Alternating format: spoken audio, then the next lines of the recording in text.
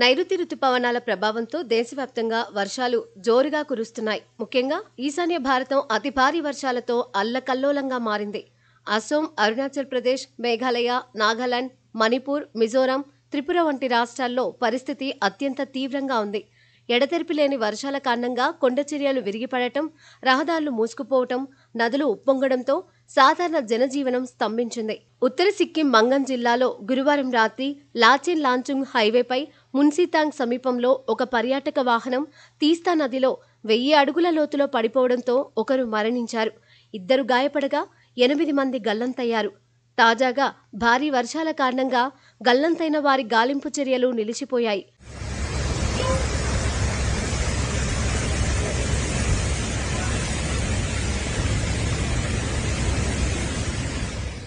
తీస్తా నది నీటిమట్టం పెరగడంతో రెస్క్యూ కార్యకలాపాలు తాత్కాలికంగా నిలిపివేయబడ్డాయి.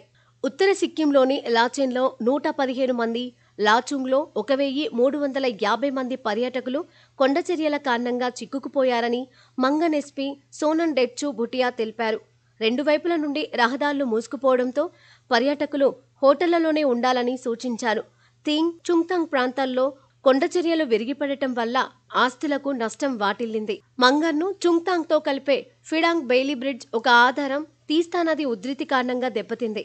నైరుతి రుతుపవనాలు జూన్ 1 నాటికి కేరళ తీరాన్ని తాకాయి. దీంతో ఈశాన్య రాష్ట్రాల్లో భారీ వర్షాలు కురుస్తున్నాయి. మేఘాలయపై అల్పపీడనం, అరుణాచల్ ప్రదేశ్లో ఉపరితల ఆవర్తనం కారణంగా జూన్ 1 వరకు అసోం, మేఘాలయ, నాగాలాండ్, మణిపూర్, మిజోరాం, త్రిపుర, అరుణాచల్ ప్రదేశ్లలో భారీ నుండి అతి భారీ వర్షాలు కురిసే అవకాశం ఉందని ఐఎండీ ఆరెంజ్ అలర్ట్ జారీ చేసింది.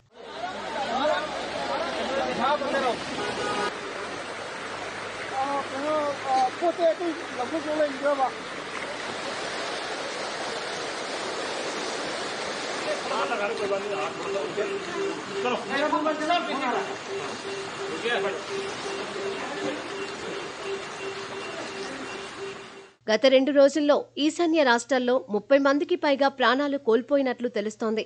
2025 జూన్, సెప్టెంబర్ మధ్య నైరుతి రుతుపవనాలు దేశవ్యాప్తంగా 105% సగటు వర్షపాతాన్ని అందిస్తాయని, అయితే ఈశాన్య భారతంలో కొన్ని ప్రాంతాల్లో సాధారణం కంటే తక్కువ వర్షపాతం ఉంటుందని ఐఎండీ అంచనా వేసింది. ఎల్నినో లేకపోవడం, తక్కువ యురేషియా హిమ కవరేజ్ వంటి కారణాలు ఈ సీజన్లో మంచి వర్షాలకు దోహదం చేస్తాయి. అయితే గ్లోబల్ వార్మింగ్ కారణంగా వర్ష రోజులు తగ్గి భారీ వర్ష సంఘటనలు పెరుగుతున్నాయని, ఇది వరదలు, కరువులకు దారితీస్తుందని వాతావరణ శాస్త్రవేత్తలు హెచ్చరిస్తున్నారు.